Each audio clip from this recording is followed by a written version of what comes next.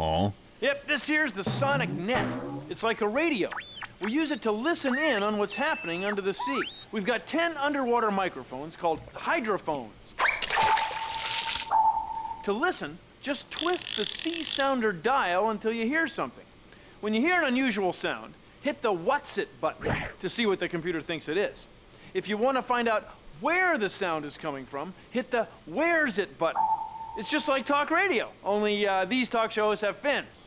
And they don't yell all the time, and they actually make sense, and they have something to say, and they don't pay taxes because... Cool. The sonic net is cool because sound travels better through water than through air. In fact, there's a section of the ocean about 500 to 800 meters deep that scientists call the sound channel. This is where we can hear sounds from thousands of kilometers away. It's cool, cold even. So cold that the molecules are close together. Do you hear what I'm saying about sound and water? Can you hear me? Huh?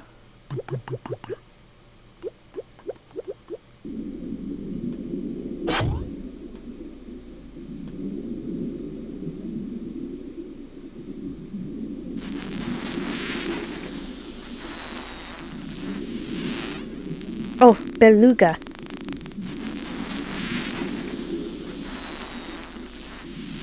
A2.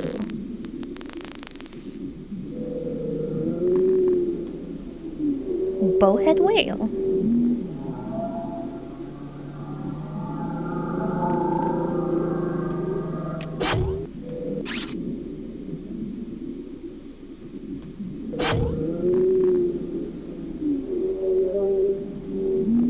I love whale sounds. They're so funky. Underwater earthquake.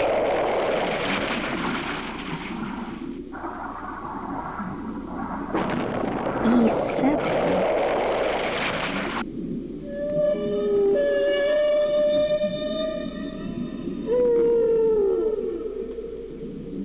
Humpback. Yeah, my buddy Humpback. E3.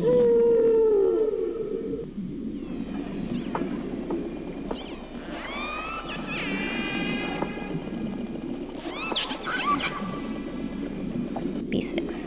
So I think what we need is we need the humpback whale. E3. Because I believe this has to do with, where is it? Here you'll find find a river that flows over mountains that are tallest. Oh, now let's see that riddle you chose. A river that flows over mountains. Since it talks about the largest living off the smallest, well, maybe we should go look into small things at the microlab. Oh, we've got the largest here, so...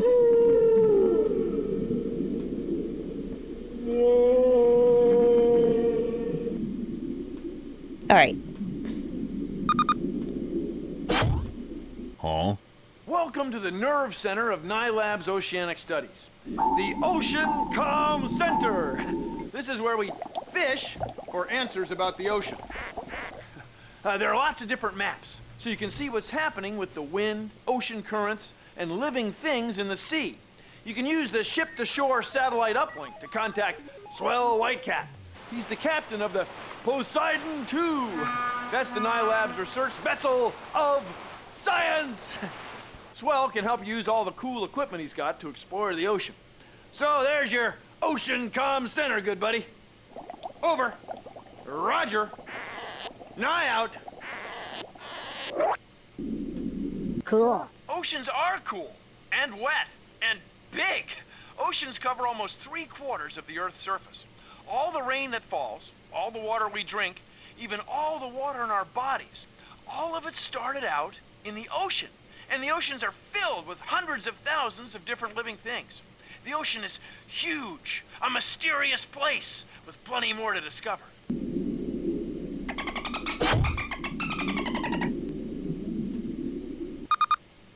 Hey, you found the rubber duck ocean current indicator of science.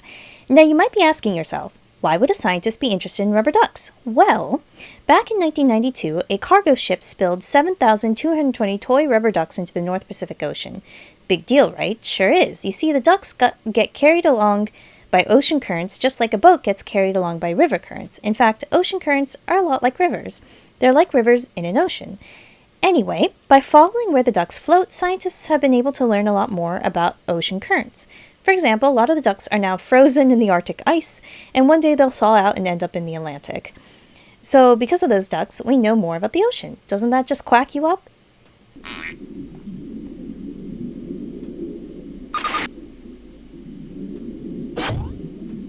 Huh?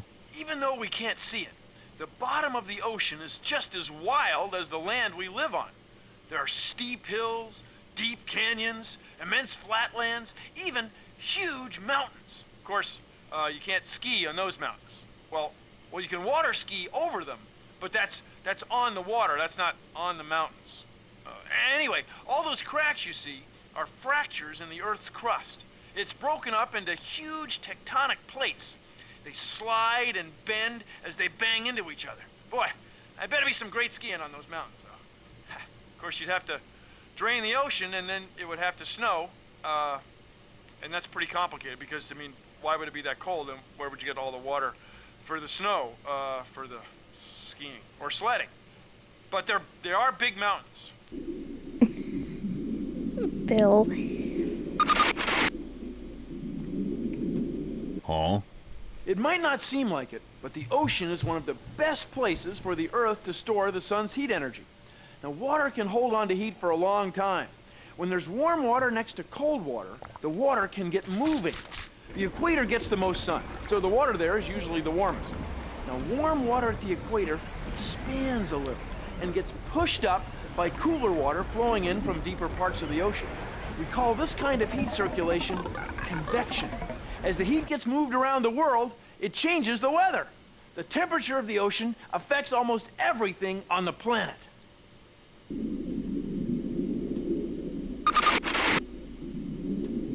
Huh? You are about to meet the most plentiful things in the sea. There are trillions and trillions of them. They're everywhere. They're plankton. They may be small, but practically every living thing in the ocean depends on them to survive. There are two types of plankton. Phytoplankton, that's plant plankton, and zooplankton, that's animal plankton. And animal plankton eats plant plankton. Then they get eaten by fish and other creatures. It's a plankton banquet. Plankton are everywhere.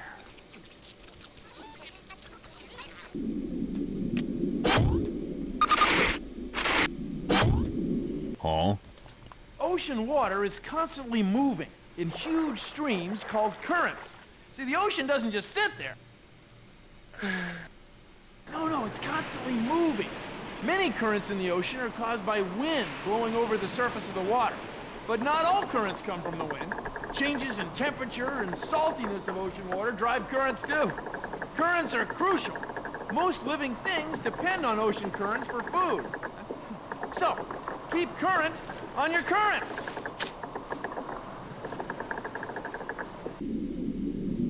Government in... What did that say? Government in limbo while something? Huh? Above the ocean, there's another ocean. An ocean of air. The atmosphere. As the sun shines down, the Earth's surface gets warm. That warms the air, especially near the equator. Cooler air from the north and south pushes the warm air up and flows in underneath to take its place. This cycle is called convection.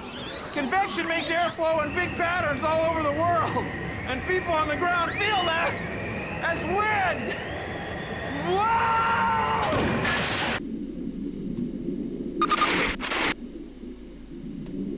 Huh? What you've got there is a map of all the places where Swell Whitecap has, lost his lunch. Environmental protection regulations require that we include this map in the lab. You can send Swell to one of those places, but you do so at the risk of a relapse.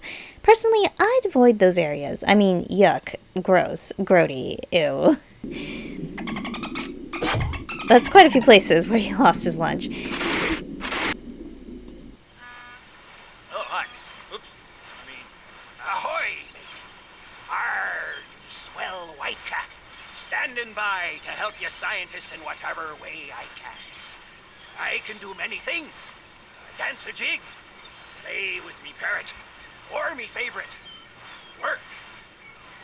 Now I can go to a destination of your liking, deploy me sensors, launch the remote-controlled sub, or give you a report from wherever I be. So, what is it you want me to do? Arr! It's a pretty good shtick. Hey, thinking of working with the Poseidon too? Okay. I'll bet there's a riddle answer hiding in the ocean somewhere. If you find any clues, let me know. No, you're not gonna help me? Okay. Arr! The seas be so rough out here. Me feel seasick, I do. Arg! Stand by to hurl! Stand by to hurl! Standing by! Hurl to starboard! Hurling. Sam Andreas here. I've reached the area that you pinpointed on that quake. Interesting geology. Lots of evidence of seismic disturbance. I think I'm gonna take a look around. See if I can find something that relates to those riddles. To starboard! Wow, one cutscene interrupted another. But yeah, Sam being there is important. Arr! Lost! Oh, arr! Aye! That meteoroid in yonder sky be approaching faster than a schooner in a nor'easter. Remember that? And I can only go this far in one day. So choose a place I can sail to that's within range. All you gotta do is select the letter and number of the sector you want, and I'll go there.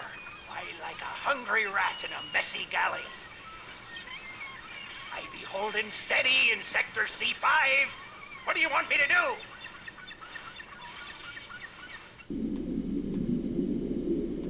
We want to go to E3. That's gonna take a whole day? Okie dokie. Aye, aye, Nye Labs. We're steaming out now. I'll let you know when we arrive.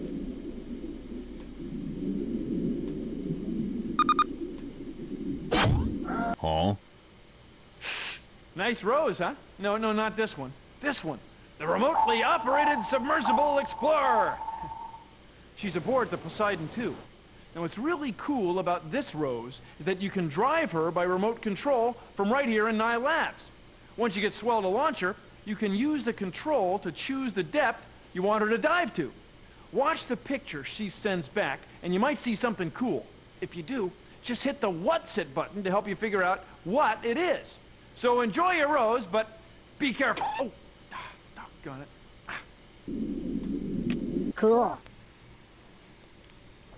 The Rose is cool because it lets us see things we could never see before. No human could withstand the pressure of kilometers of ocean pushing down on them, but a robot sub can. Take her down, check it out. Okay, we'll be back to this when the captain gets there. That's gonna be a whole ass day, apparently, so whoopee. I should have done that, like, yesterday, but...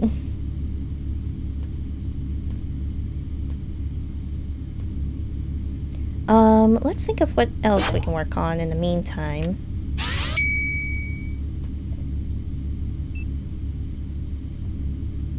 This one also has to do with the ocean, I think, so... Hey, I've been pondering that riddle. A high-pressure riddle like this calls for high-pressure experiments, the kind you do at the Nye Labs pressure chamber. Which we kind of already did. Sending the heart of a hot-headed giant. We should be able to do this today, at some point. I've been racking my brain about that riddle. Whatever it is, eats oceans and lakes, so it must be thirsty. Well, where there's thirst, there's water. What are you waiting for? Lead yourself to water. We solved that one. Find a river that flows over mountains that are tallest. Off the smallest. This one, I swear, it should be volcano, but I'm not entirely sure. Like you said, Jenna, it might be dormant volcano. I feel like that's one I kind of tripped up on as a kid, too. But let's go back to the fossil lab really quick.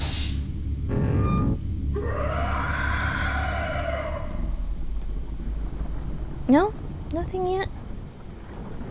I thought we'd get another fossil by now. Hey, buddy.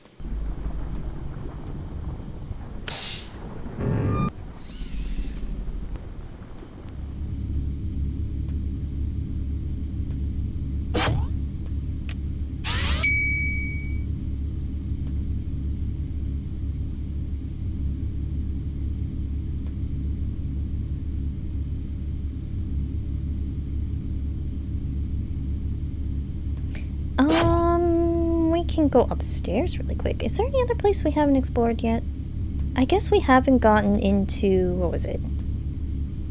The launcher area?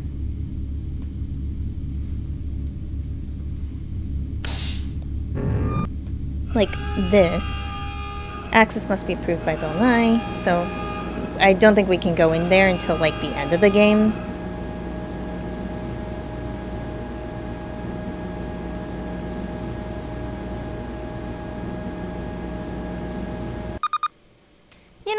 Right now, you remind me of driftwood. Nice to look at, but you're not gonna let me skip this? Fine.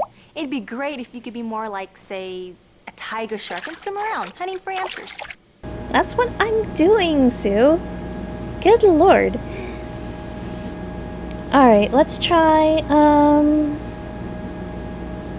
moisture sensor?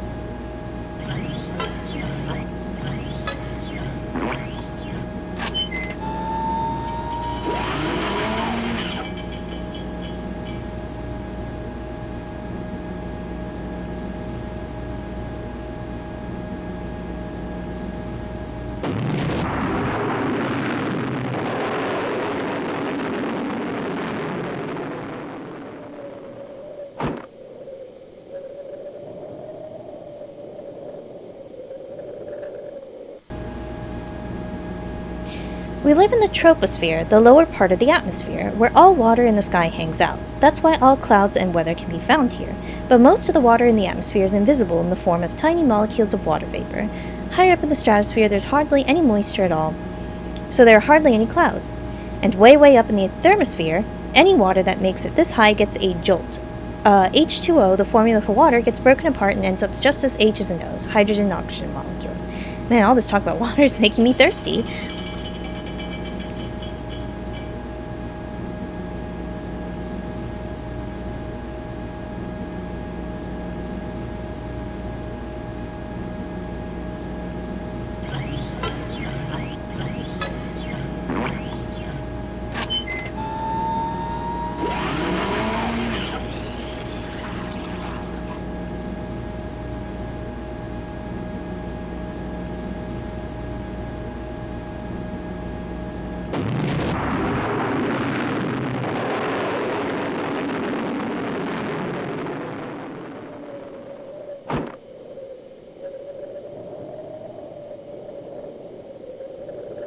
Yes.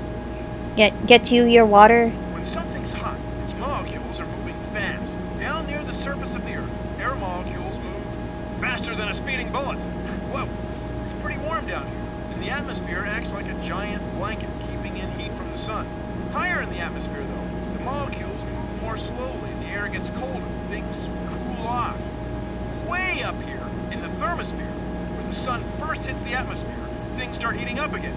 Air molecules up here can get hotter than 600 degrees Celsius, but there's so few of them to run into, you'd still feel cold. But yes. Hydrate, take your meds, take a bathroom break, anything you need. This is your reminder.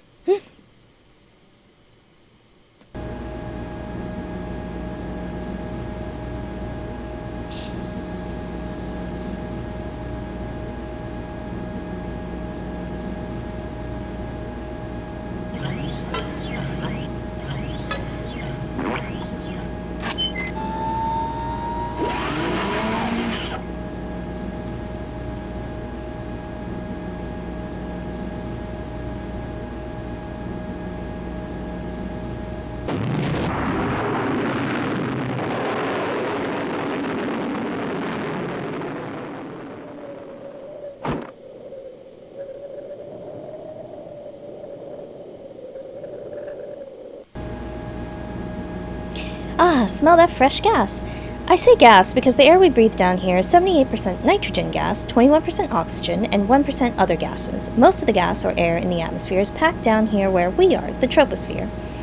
Higher up the gas is thinner, and in the stratosphere you find another gas called ozone. Ozone is a layer of special oxygen that protects the Earth from harmful ultraviolet radiation given off by the sun. Way, way up in the thermosphere, there is not much gas at all. Nowhere near enough to breathe, but it's still part of the atmosphere. Ozone O3 detected.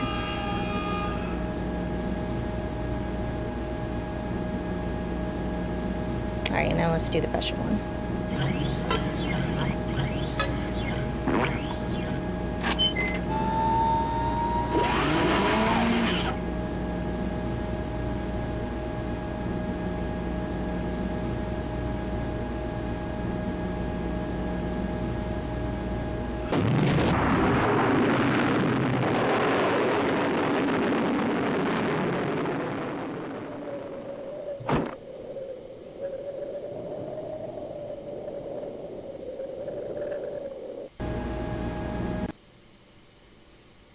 The atmosphere is like an ocean of air.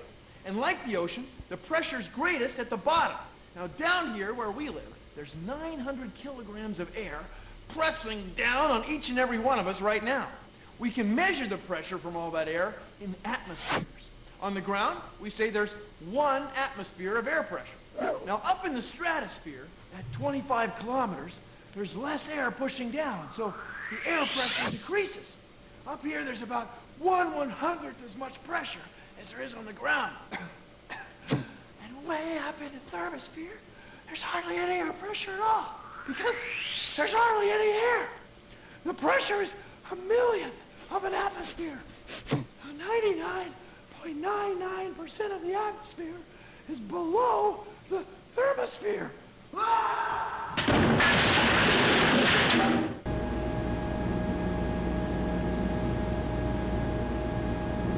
Alright, well, I guess we got that information if we need it. But let's go up here.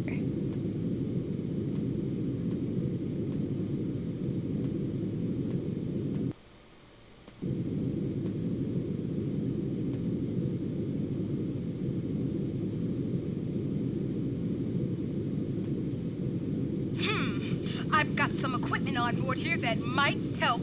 At what altitude do you want me to fly?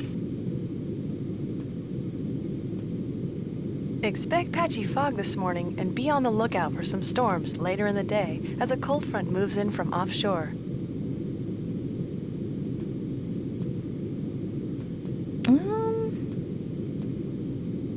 I don't know.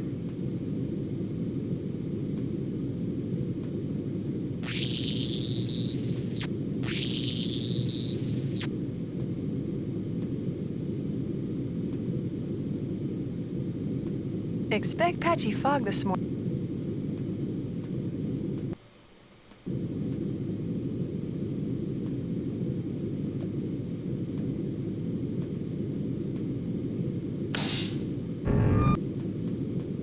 Is there any more information about, like, thunderstorms?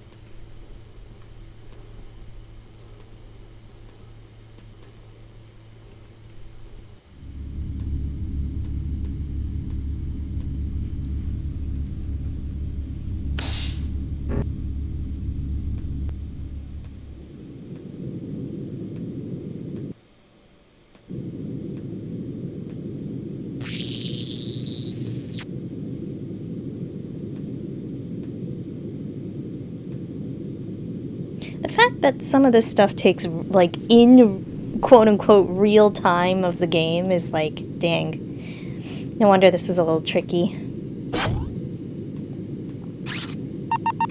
Ever hear somebody say that hot air rises? Well, here's your proof. A flame at the top of the basket heats up the air which is captured in the balloon. Once there's enough hot air inside, the whole balloon, including the basket and the people and their lunch, weigh less than the air around them. Up, up, and away.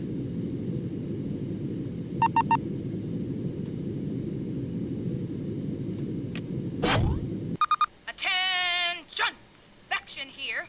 Get up to the Sky 9 controller ASASP. I've got something interesting. It looks like a... It looks like a what?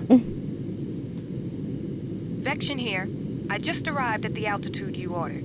I don't see much action here, but I do have some instruments with me on the blimp. Would you like me to use one of them? Uh-oh. Good thing I got another one.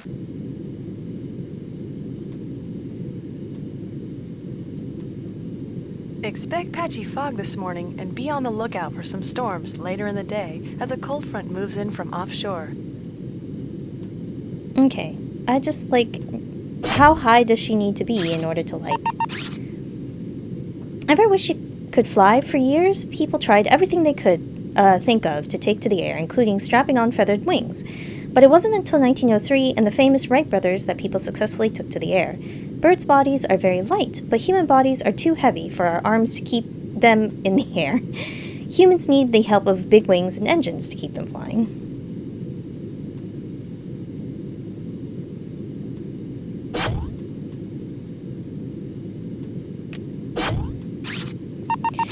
Joseph and Etienne, the Montgolfier brothers of France, invented the hot air balloon in 1783. Their invention amazed everyone who saw it. In order to test the safety of the first hot air balloon, the first passengers in the brothers' highly decorated floating machine were a duck, a rooster, and a sheep.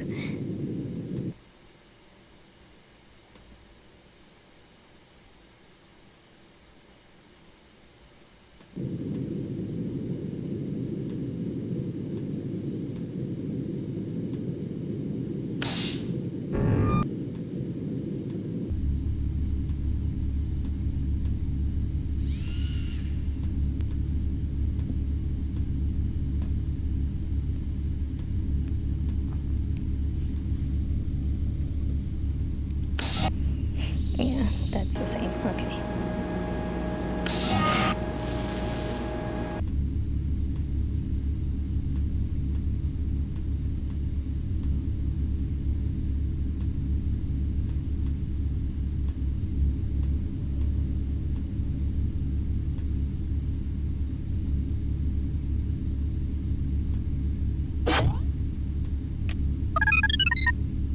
Hey. Oh, wrong one.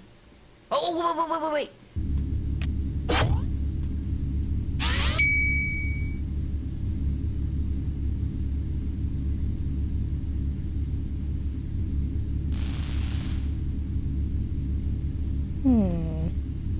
Well, maybe we can start getting on the right track by... Because, like, that's the thunderstorm, right? It's thunderstorm. So... But I need the thunderstorm in real life to happen. Or, like, in real life. I need to do the whole storm thing. Like, it actually, the weather has to be like a storm.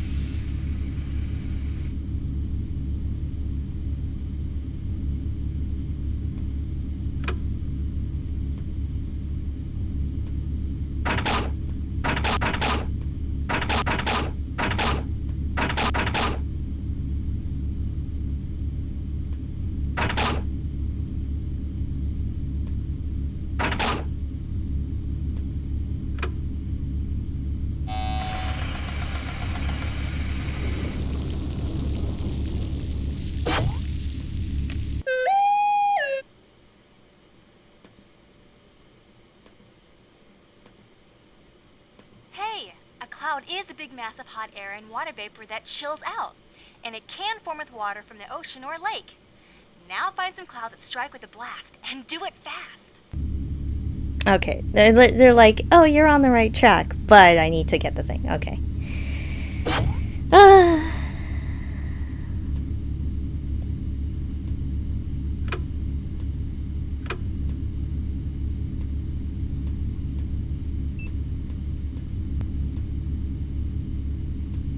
We might just have to sit and wait for the captain? Sam again. Hey, I need your advice. Now, I've got 4 areas that might be worth taking a closer look. We don't have much time, though. That meteoroid is homing in. Now, check these out. Where do you think I should dig? The river canyon? The dry lake bed? The limestone cliffs? Or, that big pile of garbage that was left by those reckless campers? Oh, I don't know which one. Mm,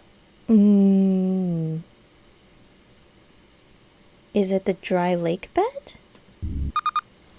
Okay, I'll take your lead. Your science has been pretty solid so far. I hope so. Well, I have a save just in case that's incorrect. Is that where he's going to get me like another fossil potentially? Is that it?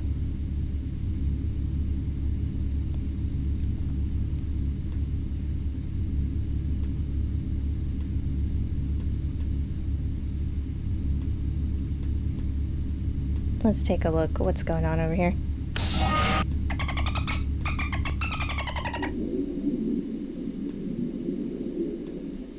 Arr, matey, what do you want us to do? Oh, the sea she be heaving and tossing me about like a rubber ducky. Reminds me of the biggest wave ever recorded at sea. Back in 1933, a wave taller than a 10-story building thrashed a tanker. Arg, I'd better wave goodbye to ye, as I don't feel so good. Oh god. Sitting on this, for some reason, does make time go faster.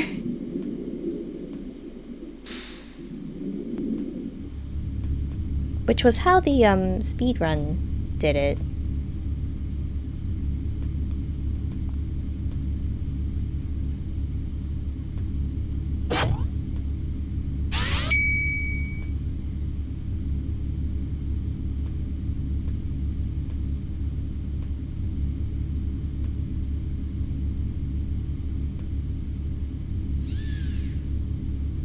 It's this one I'm really not... I don't remember. Hot gas and lava pour out when a volcano erupts.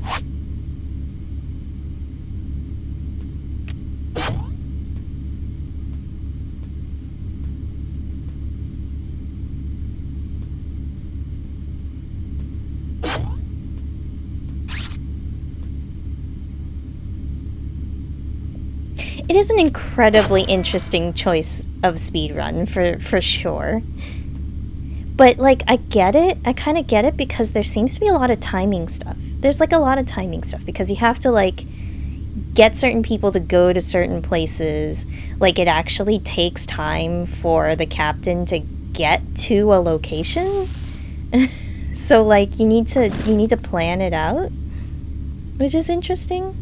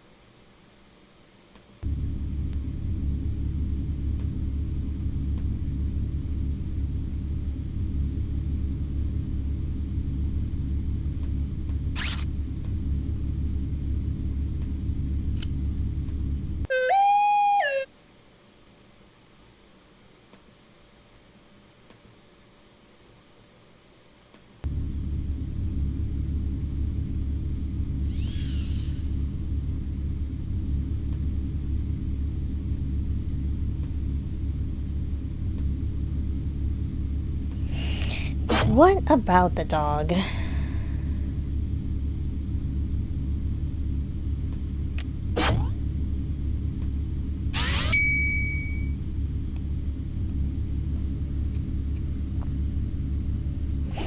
sleeping dog with a churning stomach.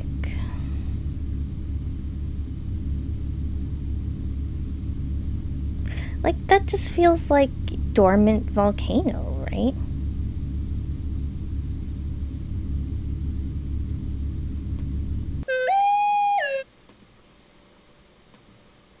The fluorescent area does kind of remind me of a churning stomach. Lots of heat and pressure melting rock into churning lava and gases.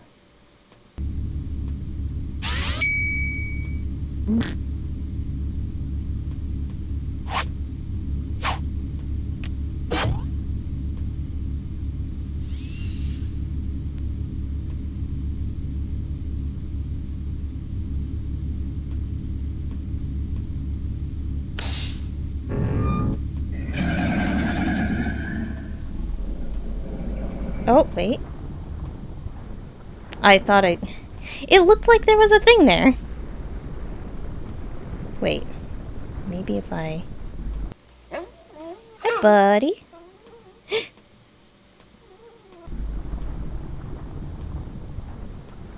No, I can't go over there from here. So...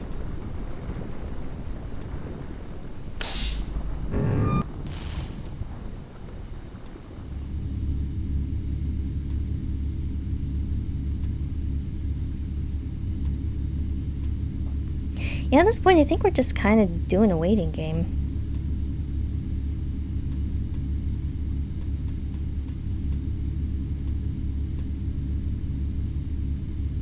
Let me go back to the ocean. Oh! Hi. This lake's been dry for a pretty long time, but you know what? I found some tracks. Yeah, huge dinosaur tracks preserved in stone. They must have hung out near this lake. Pretty cool. Well, is there anything else you want me to check out? Let's go to the limestone cliffs then? Oh. Okay, I'm on my way. Okay, we have to wait for Sam to kind of do something. Alright, well, while we're waiting, why don't we take a look at the microlab a little bit more?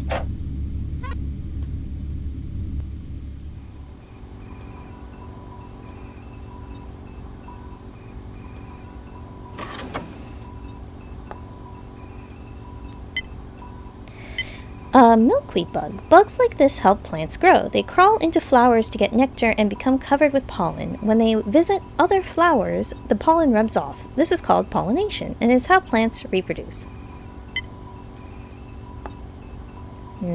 Ticks. Ticks are parasites. They latch onto bigger animals and suck the blood out of them. Remove ticks by grabbing them with tweezers as close to the skin as possible. Pull them off slowly to keep the head from coming off. Yuck. Yuck indeed. Dust mite. The bad news is, these mites are everywhere. They live on the little flakes of skin and organic matter that collect in common dust. The good news is, you don't know it. Even when they're crawling over you, they're too tiny. Please don't say that. I'm going to...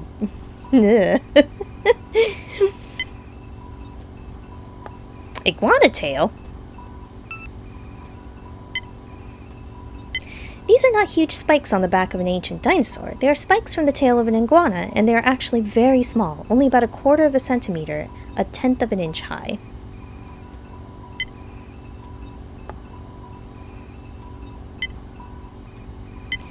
These long leafy things are growing on the wing of a mosquito. All those little hairs probably help it fly straight and level.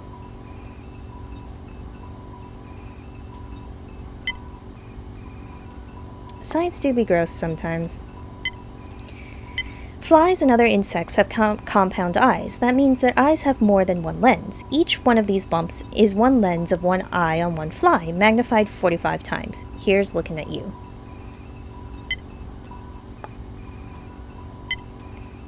These scales give the butterfly wings their bright color. In addition to that, the fine ridges on the surface refract rays of sunlight at different angles, producing an iridescent sheen.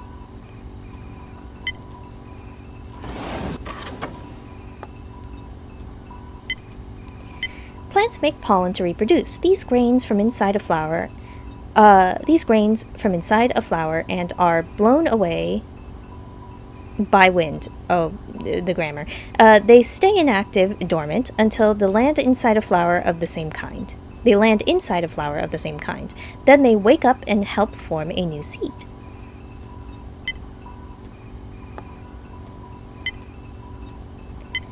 comes in many shapes, all meant for travel. Some ride on insects or animals, some float in the air. A hard shell keeps the soft part inside from dying on the way. They look like a brain crossed with a football. Yeah.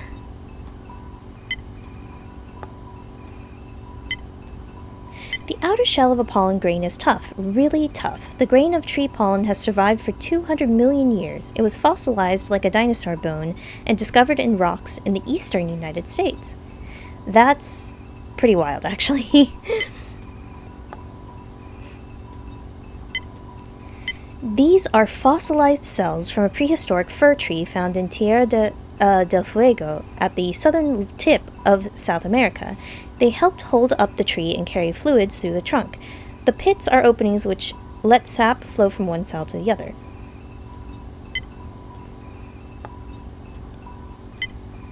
This might be a big pile of rolled up socks, but it's really cells on the surface of a goldenrod leaf. Plant cells are less flexible than most animal cells since plants need to stand up straight and don't move around.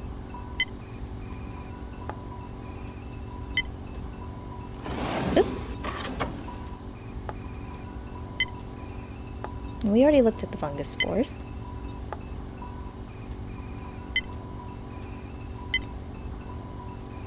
This seed of the enchanter's nightshade plant is covered with hooks.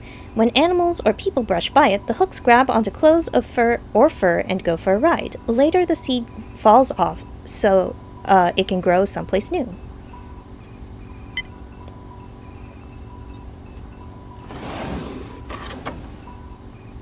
Actually, I'm getting a little nervous. We should go up to the Skylab.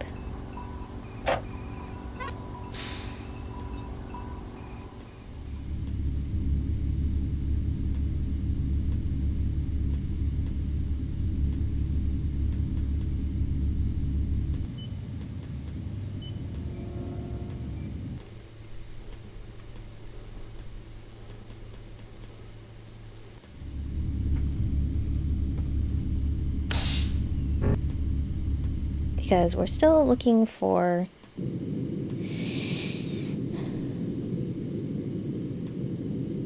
Scattered clouds expected this afternoon as a cold mass of Arctic air blows in closer to the city.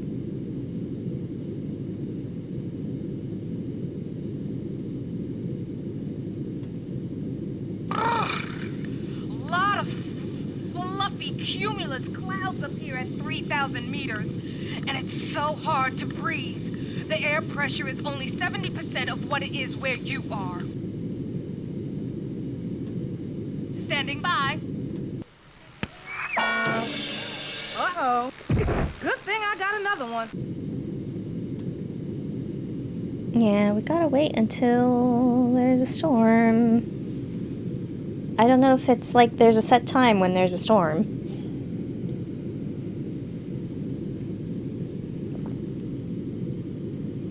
You know, I didn't realize a good chunk of this was just gonna be like waiting around.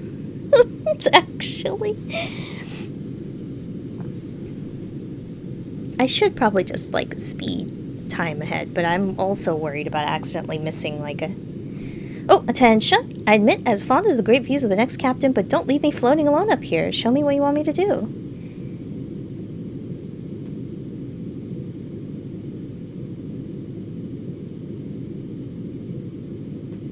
Hey! I'm not the only one cruising around up here. There's a mallard duck circling above. Check it out! Of course, I'm not surprised, since the highest bird ever spotted in the U.S. was a mallard duck, flying at 7,000 meters.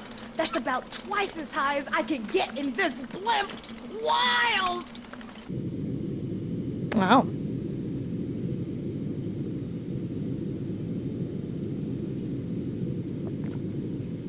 No, we're still waiting.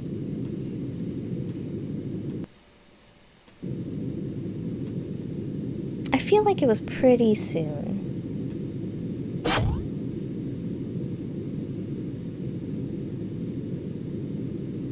Like I could boot up I could go reference the GDQ run.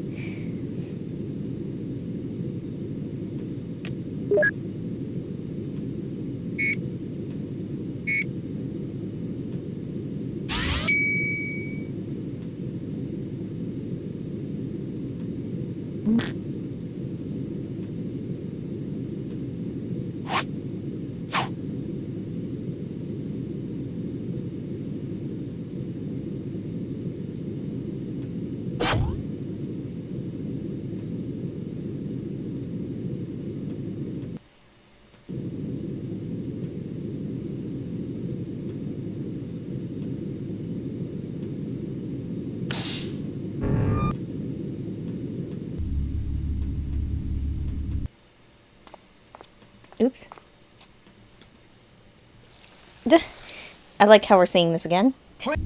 Okay. Escape. Escape.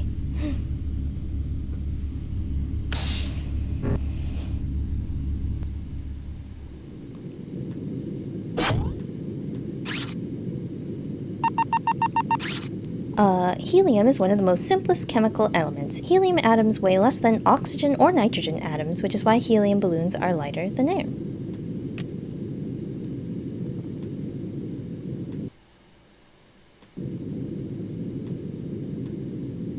Alright, sorry, while we wait for potentially, like, a storm. Because I feel like they said in the afternoon, so it should probably be around this time, I think.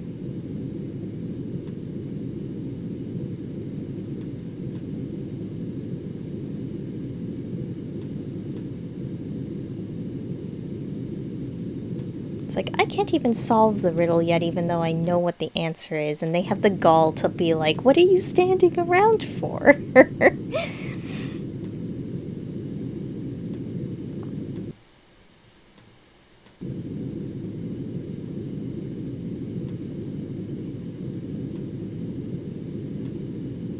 Stormy weather expected regionally as the Arctic cold front we've been watching passes over us, cooling the air and releasing lots and lots of moisture. Thunderstorm. We interrupt this CD-ROM to bring you more bad news. Meteoroid impending doom is still heading our way at an average speed of 50,000 kilometers per hour. That's faster than a speeding bullet. Let's go now to reporter Corinne Kawabe for more. Well, Chet, since Superman is just a fictional character, it's all up to Nye Labs to answer those riddles and get Max to explode the meteoroid. So we can only wait and see. Otherwise, it's curtains for us all. Extinction, kaput. Hello, dinosaurs. See you later. Bye-bye. So long. Sayonara. Chet, will you get a hold of yourself? You've got to believe in Nye Labs, please. You're right. I'm sorry. This has been more bad news. I'm Chet Brinkow. God. Okay, just let me... Is it stormy yet? Okay, there we go. Standing by. Whoa, cool! That is one giant thunderhead! Looks like there was a whole mess of warm air that drank up lots of water vapor over the ocean. That hot, moist air floated up into the upper atmosphere where it cooled down quickly and formed a cloud. As water vapor condenses back into liquid droplets, lots of heat energy gets released. It has to go somewhere. That carries the cloud up higher, sucking more warm, moist air up from beneath really fast, like 100 kilometers an hour. Now these powerful updrafts push the top of the cloud way, way up, like 6,000 meters, where it's really cold. Now it's a huge monster filled with liquid droplets and ice particles. They get heavy and start to fall, pulling cold air down through the middle of the cloud, right next to the warm air that's still coming up. And then watch out! Boom! Lightning City! See, what's happening is these powerful opposing winds, the hot air moving up and the chilly air pouring down, rub air molecules and ice particles together, just like when you rub your feet along a carpet and give your friend a shock on the nose. The rubbing winds build up huge amounts of static electrical charge. A giant thunderstorm like this, it's a highly charged situation. Hot and cool. You've shown us the heart of the storm. I gotta go. Keep up the good work. Okay, that's our answer. And that's for... Send me the heart of a hot-headed giant that chills out fast. It eats oceans and lakes and then strikes with a blast. A striking conclusion. I'm thunderstruck. This must be more than a stroke of luck. Excellent work, oh mighty hot dog of science. 3 riddles down, 4 to go. But can you pass the mustard? Do you relish the rest of the test? Max, why are you calling me a hot dog? Also, yeah, no, I feel like that happened during the GDQ run too. It's just like, Chet, are we cooked?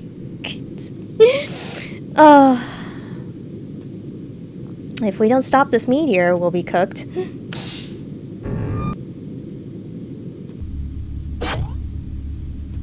Okay, I think we're waiting for Sam to get back to us, whatever he digs up, so... And we're also waiting for the captain. Find the largest, living off the smallest. That's also going to be in the ocean, if I remember what the answer for that one was. I'm still not sure about 6. Oh god, Satch.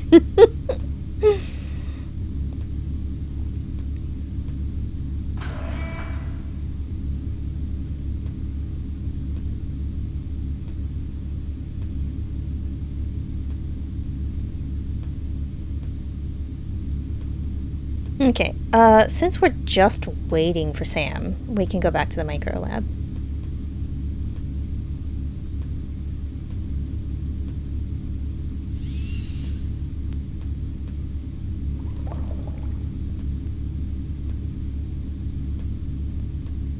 If I can remember how to get to the micro lab over here.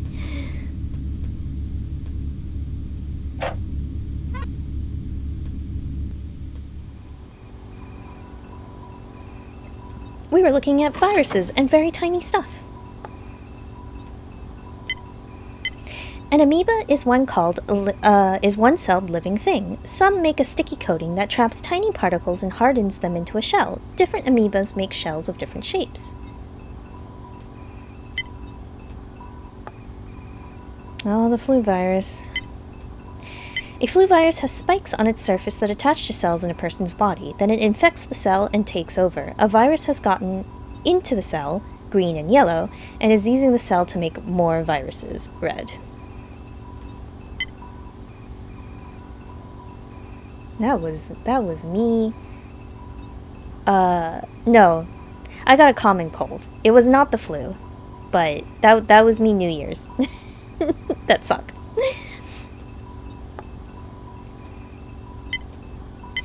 Viruses are among the simplest living things, typically just a strand of DNA surrounded by a protein shell. The code of this virus has 252 pieces arranged into a shape with 20 sides. Some have hooks to attach to a host cell.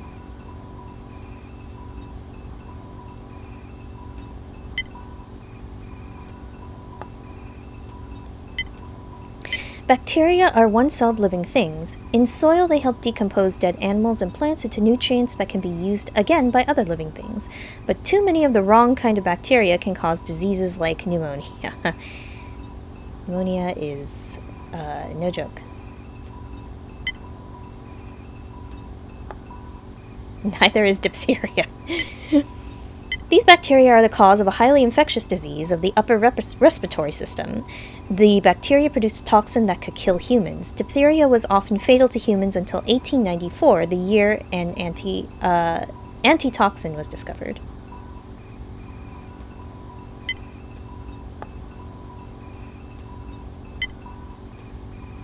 No. There we go. Pseudomonas. Many kinds of bacteria, like Pseudomonas, cohabit in your intestines, and normally you don't even notice them. But if they grow in great numbers, they can make you sick. They can also be found living in air conditioners and swimming pools. Air conditioners? Why air conditioners?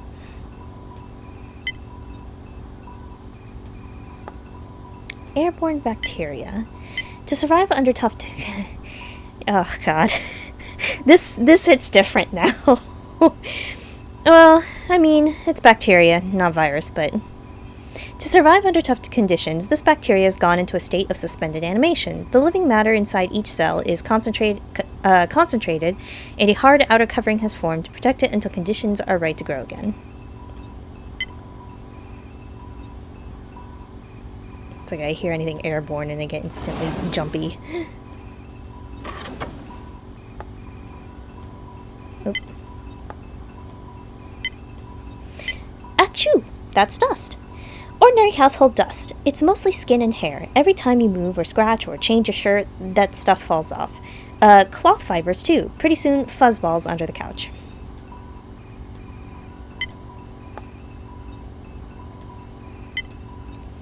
This stuff looks rough and full of holes. What is it? Toilet paper. What's it made of? Those long strands are cellulose fibers from plants. Toilet paper is made from wood, which contains lots of cellulose. Rip. That's the noise Velcro makes when you open it. Tiny plastic loops on one side and long stringy threads on the other press together so the loops catch the threads. Rip them apart and you break the threads that are caught. I like how they capitalized Velcro. When was it that Velcro became, like, no longer... It became a common term. Ah, compact disc, CDs, the future. The surface of the CD is covered with tiny pits and plateaus that a laser bounce lights off. A CD player can tell whether the light is bouncing off a pit or a plateau, on and off. Every bounce is a bit. Each CD contains billions of bits of information, which the computer can read and display.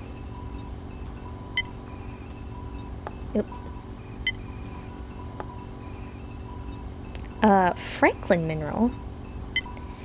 This rock slice contains minerals that glow under ultraviolet light. Scientists think this rock came up from inside the Earth when two tectonic plates spread apart over 1 billion years ago.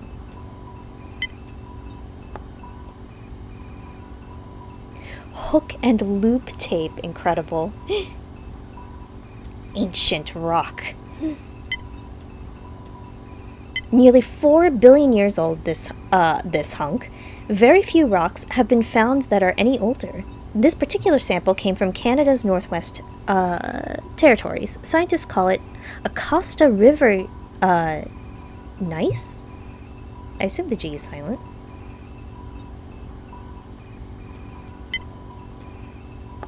Feather.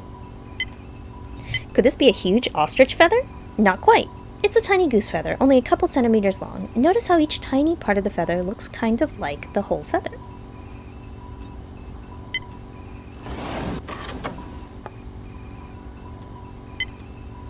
Something this scaly must be from a snake, right? Nope, it's human hair. Our hair is made of protein called keratin. As each hair grows, the keratin forms overlapping scales around the shaft.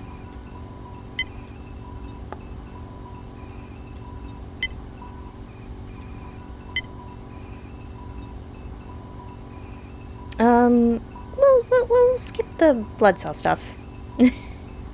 For Jenna's sake. Bacteria on heart? This is not a picture of a tumbleweed. Those ridges are muscle fibers in a human heart.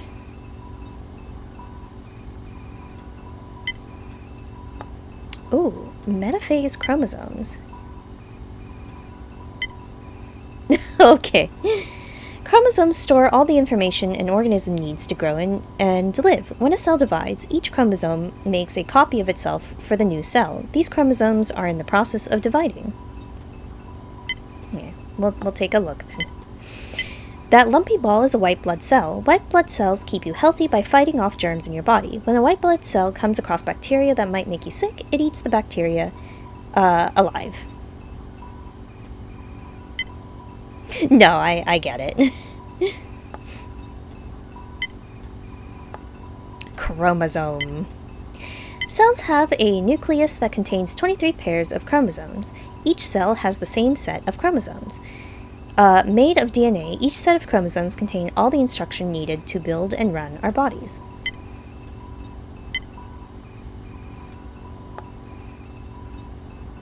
Oh, that might not be good. Baby tooth?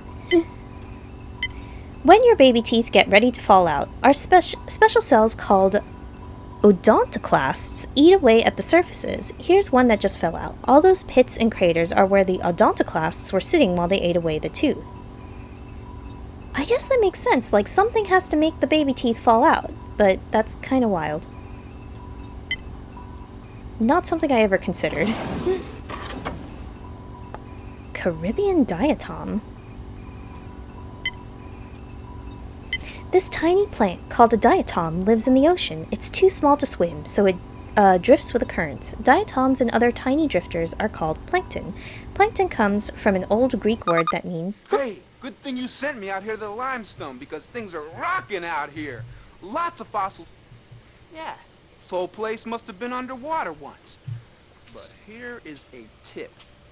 Limestone tastes nothing like lime. Don't even try to taste it. Nah, no tangy lime flavor. Well, I've shipped back some fossils that I found out here in the limestone. They should be in the fossil bay by now, so check them out. You dig?